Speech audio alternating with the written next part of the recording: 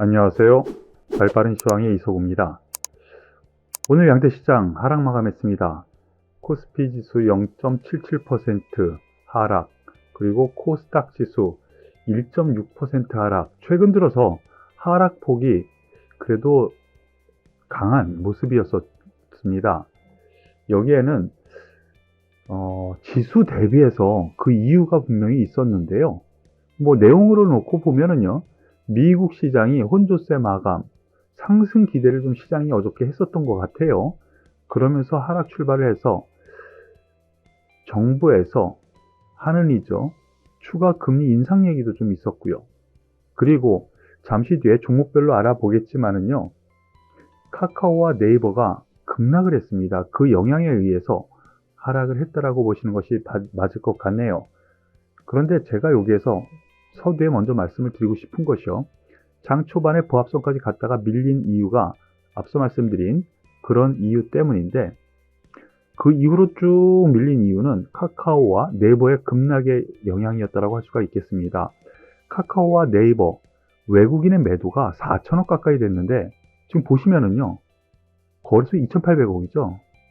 그러면은 카카오 네이버를 빼면 오히려 매수였다라는 점, 그리고 선물을 매수했다는 걸 놓고 보면은요, 오늘 하락은 약간은 표면과 내용이 다른 그런 흐름이었다라고 보시는 것이 맞겠습니다. 즉, 오늘의 지수 하락은 네이버 카카오의 하락 영향이 컸기 때문에 그렇게 크게 나쁘게 생각할 필요는 없다라고 생각이 듭니다. 그러면 한 종목씩 오늘 최대 관심주 하나씩 살펴보죠. 카카오 먼저 봐야 되겠죠. 잠시 뒤에 고품격 주식 투자에서 이 부분에 대해서 아주 자세하게 다시 한번 말씀드릴 테니까 지금은 간략하게만 말씀을 드리겠습니다. 바로 이 부분입니다. 네이버 카카오 시총 12조 증발했다. 정부와 여당 독점을 하고 있는데 광고 아닌 중개, 광고는 광고료를 받는데 광고뿐만 아니라 중개 수수료도 받는 형식이 된다는 거죠. 즉, 이러한 점이 노출되면서 정부의 규제 가능성 매도가 나온 겁니다. 외국인의 매도가 엄청나게 나왔습니다. 그 부분 네이버와 함께 같이 살펴보면은요, 뉴스는 거의 비슷한 맥락의 뉴스가 나온 것을 볼 수가 있습니다. 이런 점에서 오늘의 하락은 이러한 이슈, 그로 인해서 외국인 기관의 매도가 한 번에 튀어나온 것이 가장 큰 이유라고 보시면 되겠고요. 기술적으로 한번 보시겠습니다. 이 뉴스가 안 좋은 뉴스가 한 번에 나오다 보니까요, 하락 출발을 해서 제가 말씀드렸었던 14만 2천원 박스권 하단부까지 강하게 이탈을 합니다. 1차 목표가 여기에서 반 줄이시고 반은 여기까지 보자. 1차, 2차 이렇게 말씀을 드렸는데 한 번에 떨어졌네요. 이 부분은 제가 죄송하다라기보다는요, 이러한 악재가 뉴스화가 돼서 급락이 나온 부분에 대한 것은 어느 정도 불시에 나온 것이기 때문에 이해하시길 바라겠습니다. 다만 기술적으로 봤을 때 좀 어느 정도 반등, 추가 하락이 나오면 반등 나올 가능성이 있어 보이고요. 네이버 같은 경우에도 같은 맥락이죠. 목표가 거의 다 왔었습니다. 박스권 상단이죠. 여기에서 조금 떨어지다가 뚝 떨어졌는데 여기서 어느 정도 추가 하락이 나온다면 반발 매수가 나올 가능성이 있으니까 참고하시길 바라겠습니다. 네이버와 카카오 이 두 종목에 대한 부분은 잠시 후에 설명을 드리죠. 그리고 삼성전자 오늘 상승 마감했습니다. 삼성전자 상승 마감을 했는데요. 보시면은요, 특별한 이슈가 있어서 올라갔느냐?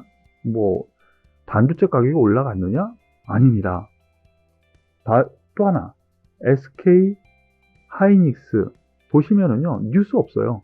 그런데 1.44% 올라갔죠. 이거는 무엇을 얘기하느냐?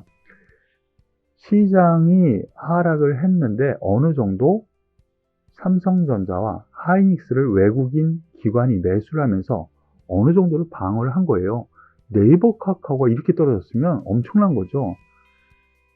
가만히 생각하면 삼성전자 오늘 지수가 이렇게 하면 하락했을 텐데, 그리고 SK 하이닉스 역시 지수가 하락하면 하락했을 텐데, 소위 외국인 기관이요, 롱숏 전략을 핀 것으로 보여지네요. 롱, 삼성전자, 하이닉스, 매수, 숏, 무조건 매도를 해야 되는데 카카오, 네이버를 매도하고 돈을 다른 데다 버리고 뭐 가만히 내버려 두는 것이 아니라 동시에 삼성전자, 하이닉스를 매수했다는 것으로 보시면 돼요. 이해되시죠?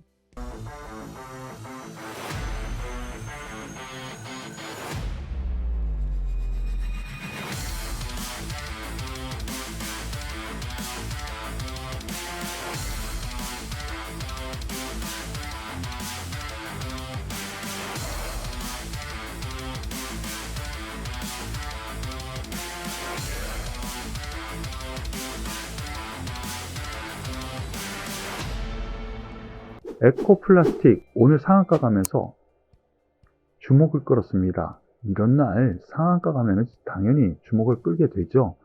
바로 이 부분입니다. 에코플라스틱 수소 모빌리티 핵심 소재 CFRP, 요거를 지금 핵심 소재 생산을 한다라는 것인데요. 에코플라스틱, 그러면서 오늘 상한가 같다라고 보시면 되겠어요. 현대차 그룹이 수소 사회 비전 달성을 위해서 수소 전기 상용차 대중화에 앞장선다. 그러면 뭐가 수혜를 받을까? 이러다 보니까 에코플라스틱 자동차 차체형 부품 제조, 뭐 거의 대부분의 자동차죠, 플라스틱 범퍼를 공급하고 있다. 특히 수소 자동차인 넥소의 플라스틱 범퍼뿐만이 아니라 바로 이 부분, 플라스틱 팬더 패널, 이걸 납품하고 있는데 이것이 다른 차에도 계속 들어간다면 성장성 크다라고 생각할 수 있다는 것이죠. 그러므로 인해서 오늘 상한가 마감합니다. 앞에 없던 거래가 엄청나게 섰죠. 일정 부분 내일 상승 출발을 할 겁니다. 그래서 매물도 나올 겁니다. 하지만 이 종목 같은 경우 이제 거래 터져서 활성화가 된 거거든요. 아직 멀었지만 5일선 조정이 들어오면 좀 매수 관점으로 접근하는 것이 맞지 않을까.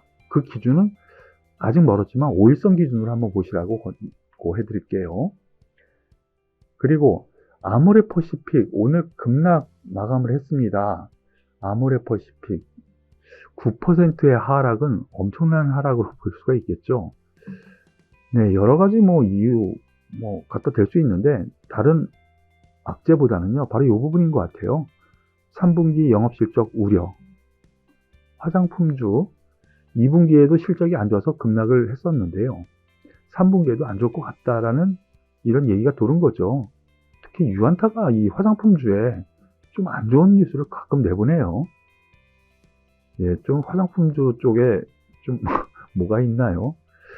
중국에선 이니스프리 매출이 전년 대비 50% 수준으로 하락할 것으로 예상. 그리고 인기가 많았었던 설화수 다소 둔화될 것 같다. 그래서 컨센서스 하회가 불가피할 것으로 보인다. 이렇게 얘기를 하고 있는데요. 그럼 차트 보시죠.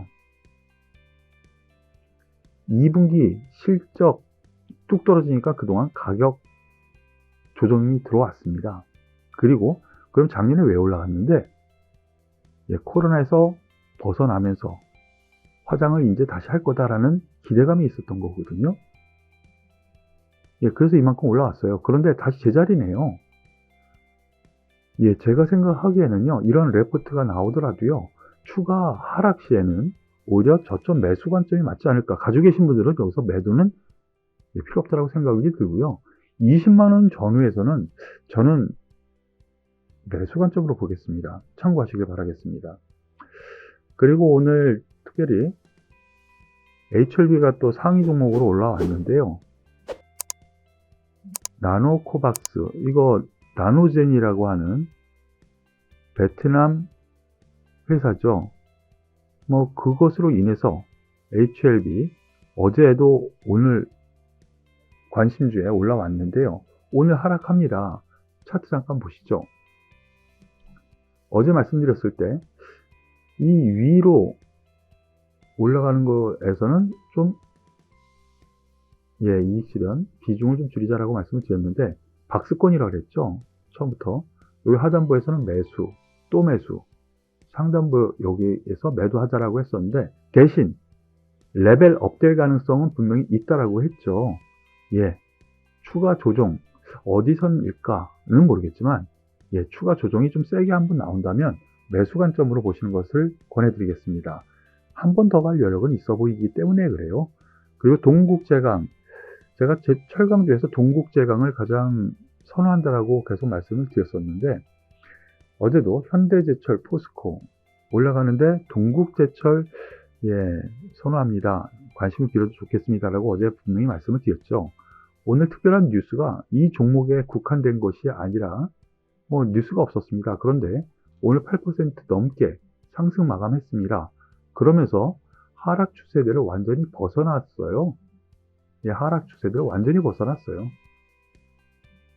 그런 점에서 놓고 보면 이제 상승 추세대로 접근하거든요. 예, 앞으로도 예, 저점 매수 관점으로 보시는 것이 맞지 않을까라는 판단이고요. 하나마이크론, 제가 근 한 달 동안 거의 뭐 생방송이든 어디에서든 말씀드렸었던 종목인데요. 삼성전자의 투자 집행, 여기에 대한 뭐 여러 가지 종목 수혜가 있겠지만 몇 종목 말씀을 드렸죠. 그 중에 한 종목 하나마이크론이 거의 대장주 역할을 합니다. 오늘도 3% 넘어가게 되네요. 그런데 특별한 뉴스는 없었어요. 뭐 240조 투자 8월 25일 날 그때 제가 특별방송으로 말씀을 드렸었던 것 같은데요. 예, 그 이후 계속 상승합니다. 그러면서 신고가 행진을 계속하네요. 이 종목 같은 경우에는 삼성전자, 하이닉스, 비메모리 관련 수혜 분명히 앞으로 있을 거고 수급도 양호합니다. 그런 점에서 놓고 보면요, 거래량 올라가면서 오히려 줄죠. 매물 부담이 없다라는 거. 그러면 추가 상승 충분히 가능하니까 앞으로도 아직도 늦지 않았다.